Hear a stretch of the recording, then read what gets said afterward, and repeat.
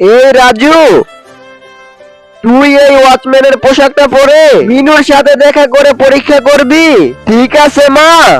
যাক, অবশেষে তোমাকে খুঁজে পেলাম। তুমি কি এই পার্কে ওয়াচম্যানের কাজ করো নাকি? হ্যাঁ, আমি এই পার্কে ওয়াচম্যানের কাজ করি। তোমার মতো ওয়াচম্যানের কোনো যোগ্যতাই নেই আমাকে বিয়ে করার। তুমি তোমার লেভেলের একটা মেয়ে বিয়ে করে ফেলো। Bye bye.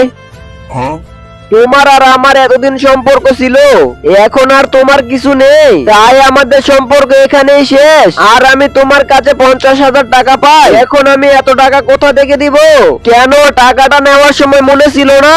এই স্যার। হ্যাঁ বলো।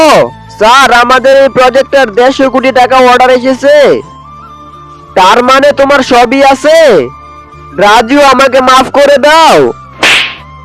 তোর মতো লোভী মেয়ের কোনো মাফ নেই। আমার মায়ের কাছে আমি সারা জীবন অপরাধী হয়ে থাকবো। ভিডিওটি ভালো লাগলে লাইক সাবস্ক্রাইব করে দিও।